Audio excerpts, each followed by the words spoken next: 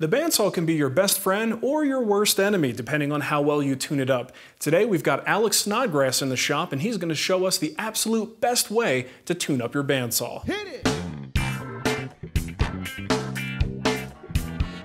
Now it seems like ages ago at this point, but back in episode 13 of The Wood Whisperer, I showed my method for tuning up a bandsaw, and it worked pretty well. It was something I learned from David Marks and saw other woodworkers do. I thought it was a good thing to pass on.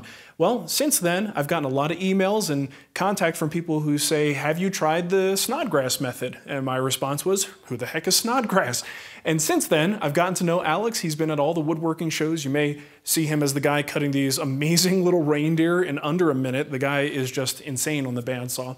But he has a video on YouTube showing his tune-up process, and it's, shot live at one of the woodworking shows. So I thought we could do something a little bit better, try to get a nice, clear, concise setup video, and I invited him out to the shop, and he said yes. So here we are, a great setup video for you guys so you can tune up your bandsaws.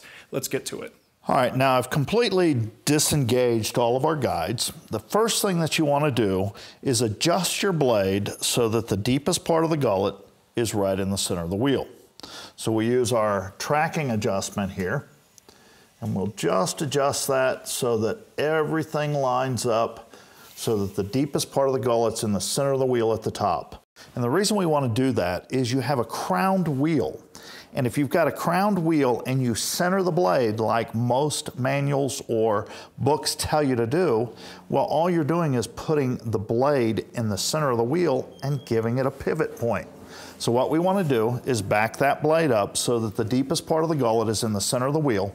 Now all that tension and rigidity is at the front of the blade, not the center of the blade, and the only thing that these side guides have to do is to prevent the back edge from fishtailing, which is a whole lot easier than trying to force the front edge where you want it to go. Don't worry about the bottom wheel. As long as the whole blade is on the wheel, you shouldn't have to worry about it. All right, now next we want to make sure that we've got proper tension on the blade. I'm not a big fan of the gauges. I don't trust it. They can be a little inaccurate. So this is the way that I tension a blade.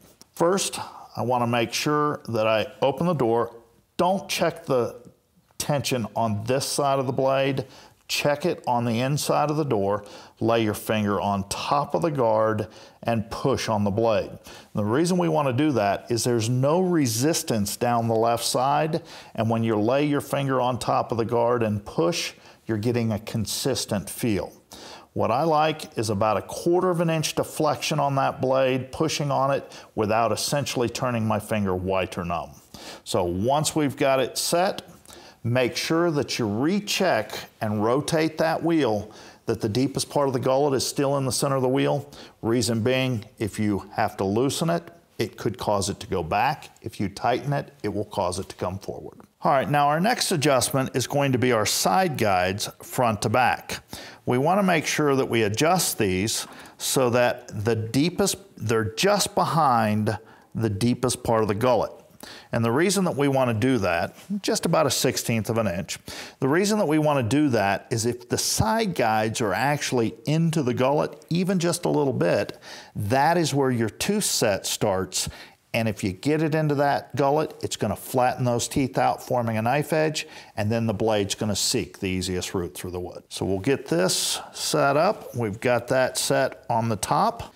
We'll do the exact same thing on the bottom. Snug that up. Now we're ready to adjust our thrust bearings, top and bottom.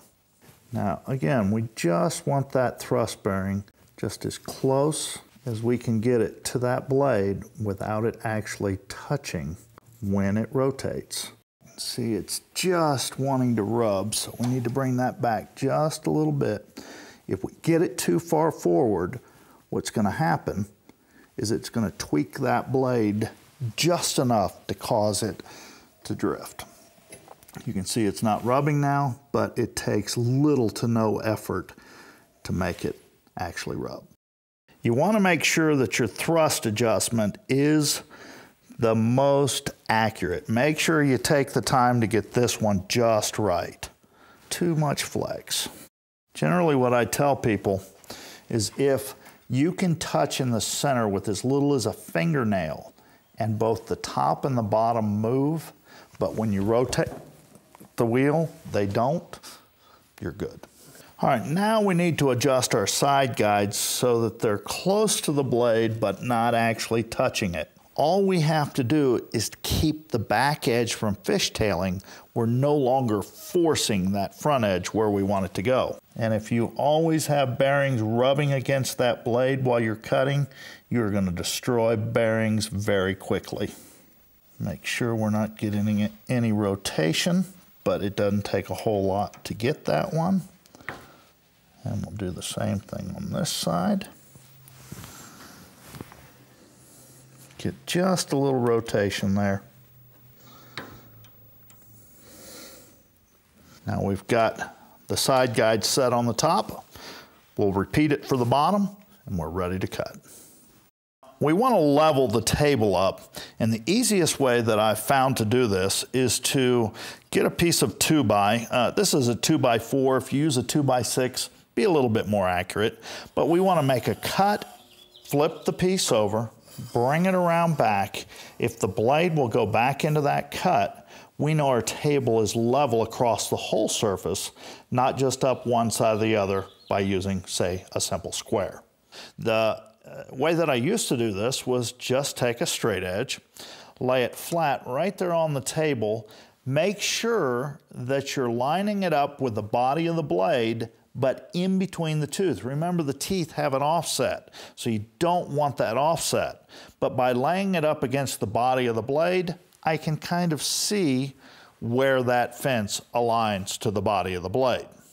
Now, there's an easier way, and that is with a fast. A fast is a fence alignment system tool that has a groove for the offset of the teeth, a magnet for the body of the blade.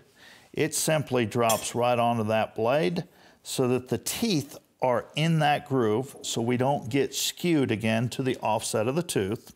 Now it's much easier to see where it lines up. They come in all different sizes, 1/8, 3/16, 1/4, 3/8 and 1/2. If you want an exact 1/8 inch, well then we put it on the inside of that blade and simply bring that right up to the fast. Now we get an exact 1/8 every time.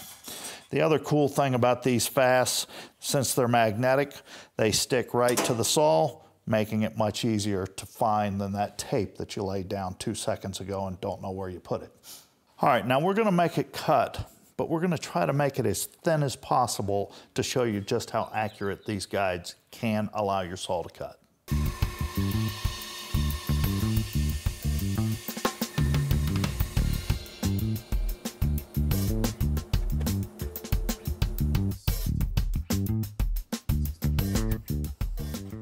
So Alex tells me that he can go even thinner than this if we wanted him to, but we just ran out of time. And plus you get to a point where the blade gets a little bit close to the fence and you could start to cut a little bit of a divot in there, and I did not want to do that.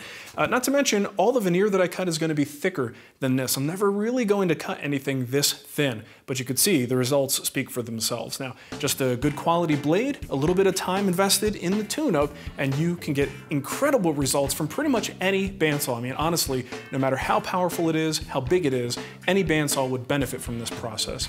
All right, so thanks to Alex Snodgrass and Carter Products for helping us out with this video, and hopefully you'll take this information into your shop, tune up your bandsaw, and get amazing results like this.